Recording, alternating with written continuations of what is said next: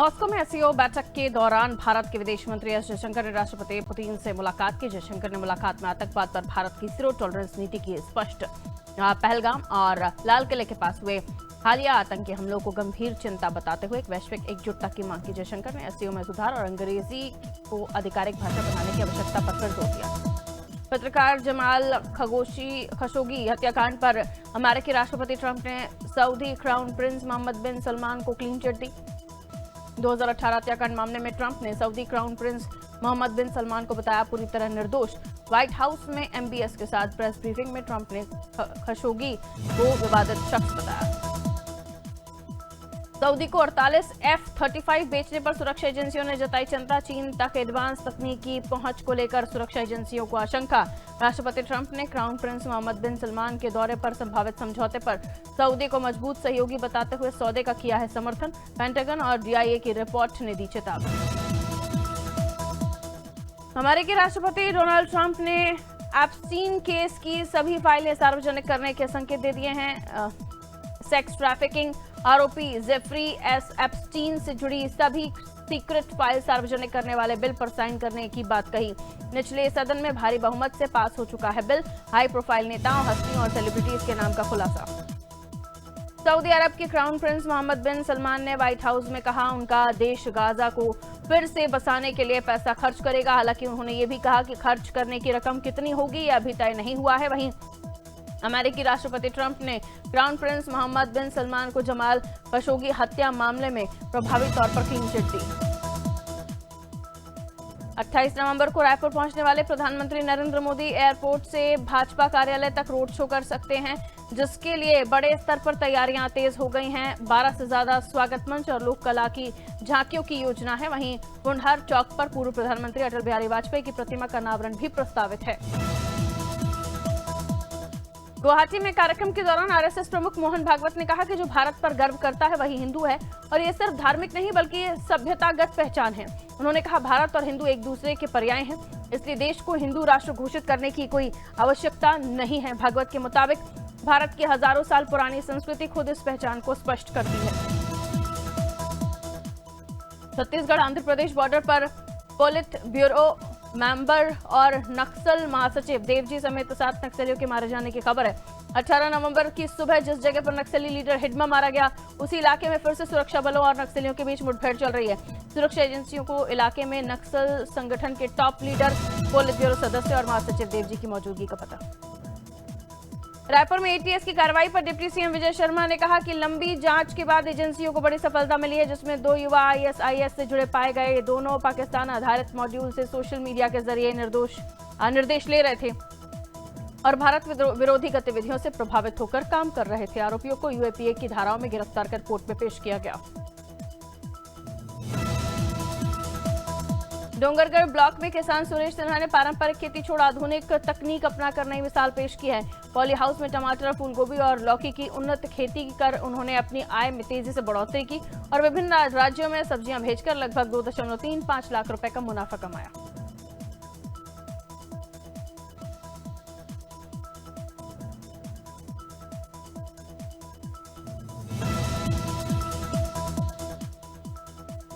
अंबिकापुर में आरआई परीक्षा paper leak मामले में ईओडब्ल्यू की बड़ी कार्रवाई सामने आई, जिसमें अलग अलग जिलों में पदस्थ 4 आरआई के ठिकानों पर छापेमार कार्रवाई की गई। प्रारंभिक जांच में चारों आरआई के पेपर लीक में संलिप्तता सामने आई है। इस मामले में पहले ही एफआईआर दर्ज की जा चुकी है। कार्रवाई के बाद पूरे विभाग में हड़कंप है। बहराइच के मुर्तिया थाना क्षेत्र में आवारा कुत्तों का आतंक बढ़ गया है, जहां उन्होंने 5 से ज्यादा लोगों पर हमला कर घायल कर दिया। अचानक हुए इन हमलों से स्थानीय लोगों में दहशत का माहौल है और अब पूरे इलाके में चिंता बढ़ गई है। पुलिस और नगर पंचायत टीम को मामले की जानकारी दे दी गई है।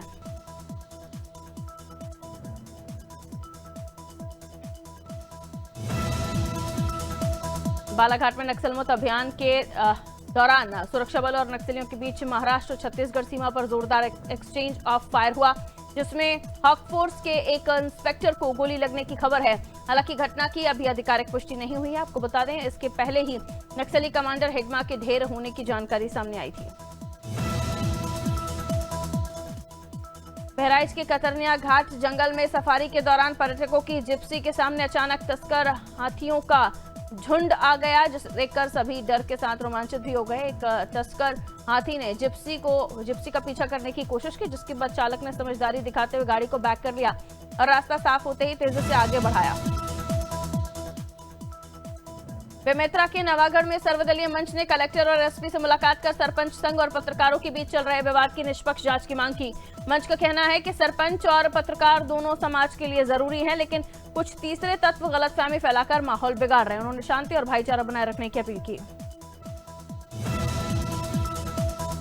भोपाल के मिसरोद थाने के मैजिक स्पॉट कैफे में 20 से ज्यादा नकाबपोश बदमाशों ने तलवार और डंडों से जमकर तोड़फोड़ की। इस दौरान कर्मचारी घायल हुए और ग्राहक जान बचाकर भागे। मुंह पर कपड़ा बांधकर आए बदमाशों ने काउंटर, ग्लास, फर्नीचर और मशीनों में तोड़फोड़ की, जिसकी पूरी घटना सीसीटीवी में कैद हो गई। कुछ दिन पहले ही शुरू हुए इस कैफे में हमले के बाद कैफे मालिक ने कंप्लेन की। हमीरपुर के सुमेरपुर कस्बे में Hindustan Unilever factory gate number 1 के सामने NH 34 पर ट्रैक्टर और बुलेट बाइक की जोरदार भिड़ंत हो गई, जिसमें बाइक सवार 2 लोग गंभीर रूप से घायल हो गए और एक की मौत हो गई। सूचना पर पहुंची पुलिस ने घायलों को जिला अस्पताल में भर्ती करा और मामले की जांच शुरू कर दी गई है।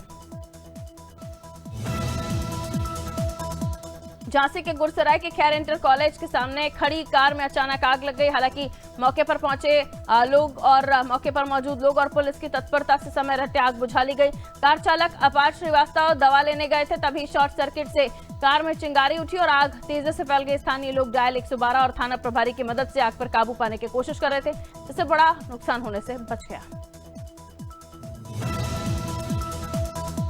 कानपुर के कलेक्टरगंज थाना क्षेत्र स्थित एक अपार्टमेंट में अचानक लगी भीषण आग से हड़कंप मच गया। हालांकि समय रहते फायर ब्रिगेड टीम ने मौके पर पहुंचकर आग पर काबू पा लिया। घटना के बाद अपार्टमेंट में रहने वाले लोग सुरक्षित बाहर निकल आए और अब स्थिति पूरी तरह नियंत्रण में बताई जा रही है।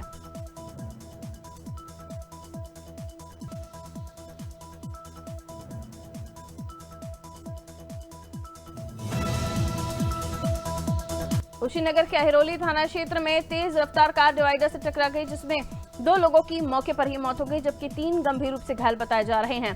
हादसे के बाद इलाके में अफरा तफरी का माहौल है और घायलों को इलाज के लिए अस्पताल में भर्ती कराया गया है।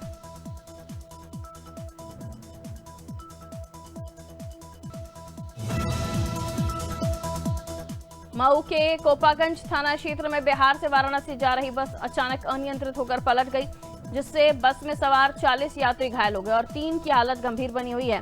सभी घायलों को उपचार के लिए जिला अस्पताल में भर्ती कराया गया है, जहां उनका इलाज जारी है।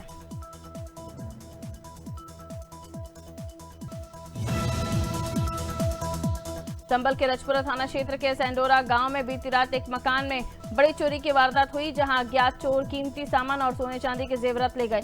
सुबह घटना सामने आने के बाद ही गांव में हड़कंप मच गया और लोगों में दहशत फैल गई। सूचना मिलते ही रजपुरा पुलिस मौके पर पहुंची और जांच शुरू की गई। फिलहाल पुलिस जल्द खुलासे का दावा कर रही है। सिवनी के ख्वासा टोल प्लाजा के पास अज्ञात वाहन की टक्कर से लगभग 15 माह के तेंदुए की मौत हो गई, जिससे इलाके में वन्य जीव सुरक्षा को लेकर लोगों की चिंता बढ़ गई है। वन्य विभाग ने मौके पर पहुंचकर जांच शुरू कर दी है। वहीं वाहन की पहचान के प्रयास भी किए जा रहे हैं।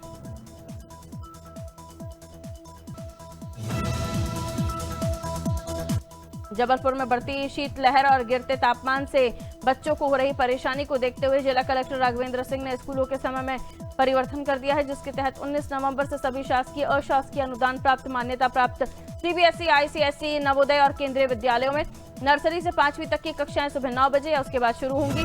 जबकि रायबरेली में एक फौजी को सीएम योगी से सीधे इंसाफ मिला है, जहां बिल्डर ने मकान बनाने के नाम पर उसकी पत्नी से बैंक अकाउंट से 15.5 लाख रुपए निकाल लिए। बैंक की कुर्की कार्रवाई शुरू होने पर मामला सामने आया। फौजी ने कई बार बैंक और थाने के चक्कर लगाने के बाद सीएम से गुहार लगाई। सीएम के आदेश के बाद मिल एरिया पुलिस ने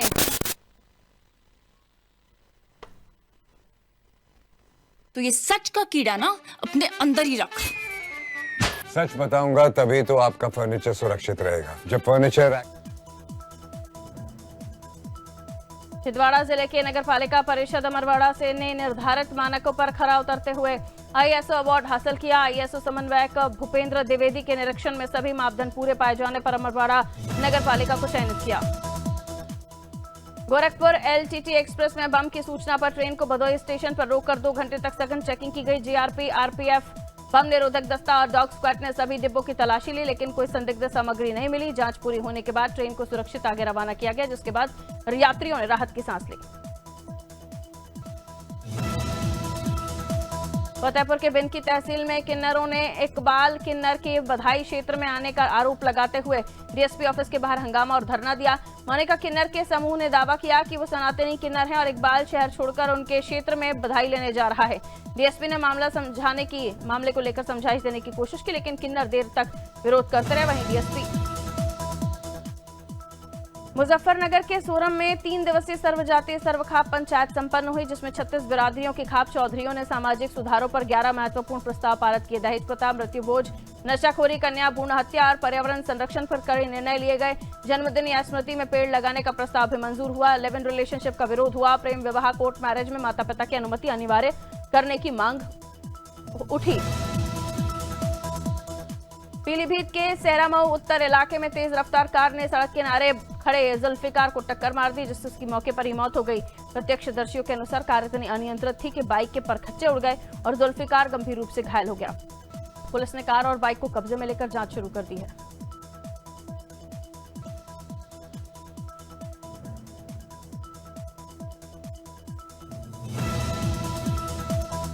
शुजालपुर के कोदिया कृषि उपज मंडी में किसानों ने जमकर हंगामा किया, जहां गोपाल ट्रेडिंग कंपनी पर कम अनाज तोलने का गंभीर आरोप है।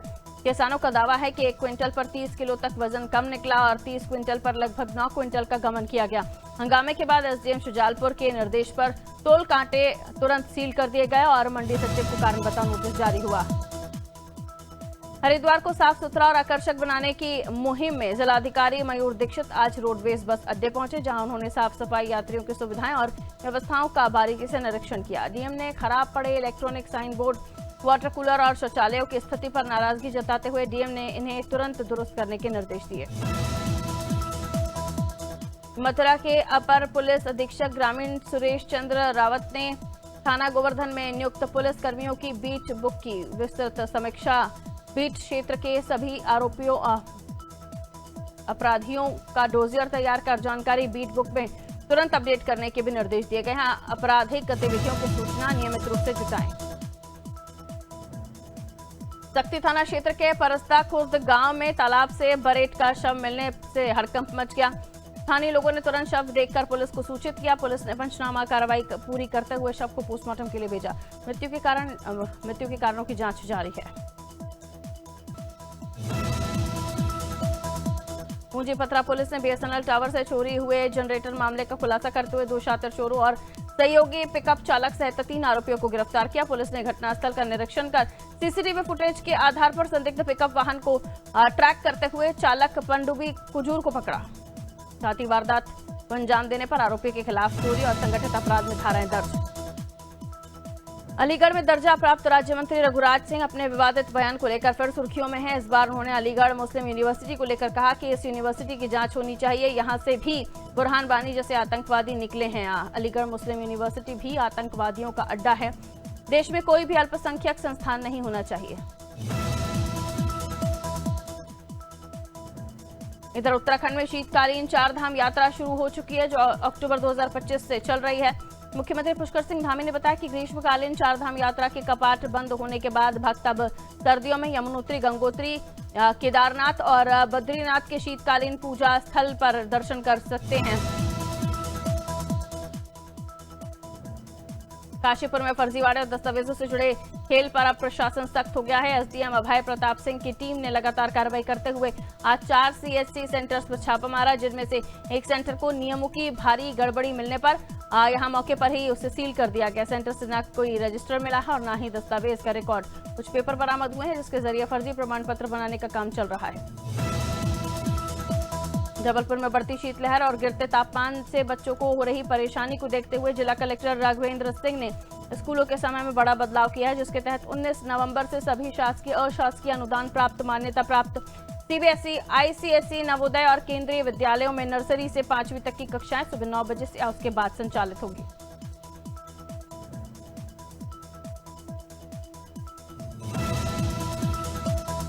रायबरेली में एक फौजी को सीएम योगी से सीधे इंसाफ मिला। बता दें, मामला मिल एरिया थाना क्षेत्र का है, जहां ओम नगर में रहने वाले फौजी पूनम चंद्र केरल में तैनात हैं। 2 साल पहले उनकी पत्नी ने बिल्डर हरि प्रताप सिंह को अपना नया मकान बनवाने का ठेका दिया। बिल्डर ने बैंक गारंटर बनाने के नाम पर साधना से अपने सीसी अकाउंट पर हस्ताक्षर करा लिए। रायपुर में एटीएस की बड़ी कार्रवाई। डिप्टी सीएम विजय शर्मा ने बड़ा बयान दिया। उन्होंने कहा कि लंबी जांच के बाद एजेंसी को अहम सफलता मिली है, जिसमें रायपुर के 2 युवा आईएसआईएस से जुड़े पाए गए, जो पाकिस्तान आधारित मॉड्यूल से सोशल मीडिया के माध्यम से निर्देश ले रहे थे।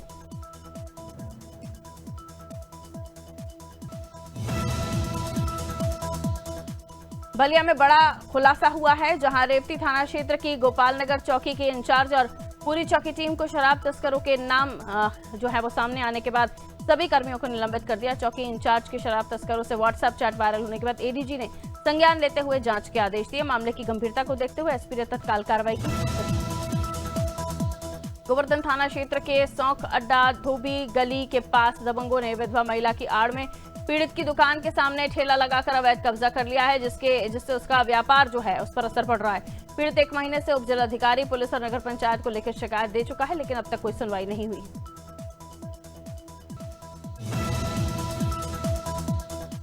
हरदोई के सवायजपुर क्षेत्र में बारातियों से भरी बस अनियंत्रित होकर सड़क किनारे लगे टावर से टकरा गई, जिसमें 16 लोग घायल हुए और 4 की हालत गंभीर बताई हुई जा रही है।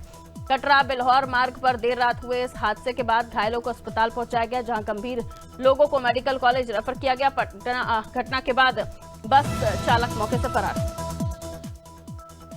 उत्तर भारत से आ रही बर्फीली हवाओं ने राजस्थान में ठंड बढ़ा दी है। सोमवार को कई शहरों में तापमान 10 डिग्री से नीचे रहा, जबकि फतेहपुर में सारी जगहें जहां पर भी वहां ठंड थी। आपको बता दें, बीकानेर, जोधपुर, बाड़मेर और फलौदी को छोड़कर बाकी जिलों में दिन का तापमान 30 डिग्री से दर्ज किया गया। मध्य प्रदेश में बर्फीली हवाओं ने कड़ाके की ठंड शुरू कर दी है। भोपाल, इंदौर में पारा रिकॉर्ड दर्ज किया गया। वहीं भोपाल में नवंबर की सबसे सर्द रात दर्ज हुई है। मौसम विभाग ने अगले 2 दिनों तक आधे प्रदेश में कोल्ड वेव का अलर्ट जारी किया है। हरियाणा में आज रात से मौसम बदलने के संकेत हैं। कमजोर पश्चिमी विक्षोभ के चलते रात में बादल छा सकते हैं, जिससे रात का तापमान थोड़ा बढ़ेगा, लेकिन दिन का तापमान हल्का गिर सकता है। फिलहाल दिन का तापमान सामान्य है, मगर रात के तापमान में 4.7 डिग्री सेल्सियस की गिरावट दर्ज की जा रही है। पंजाब में ठंड बढ़ रही है और न्यूनतम तापमान 5 डिग्री तक पहुंच गया है, जो कि इस सीजन का सबसे कम पारा है। आने वाले 2 हफ्तों में सर्दी और तेज होने की संभावना है। हालांकि पिछले 24 घंटों में औसतन तापमान में हल्की बढ़ोतरी दर्ज की गई है और ये सामान्य स्तर पर लौट आया है।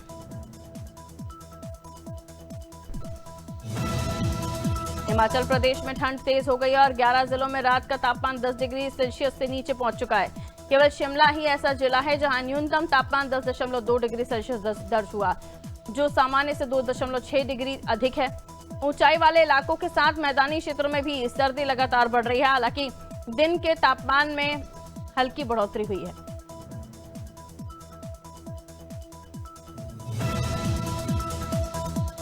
उत्तराखंड में ठंड तेजी से बढ़ रही है। पहाड़ी इलाकों में बादल छाए रहने से तापमान लगातार गिर रहा है और बद्रीनाथ धाम में पारा -8 डिग्री पर पहुंच गया है। कड़ाके की ठंड के कारण ऋषिगंगा झरना, शेषनेत्र झील और आसपास की धाराएं जम गई हैं। स्थानीय लोग और श्रद्धालुओं के लिए हालात मुश्किल बन रहे हैं।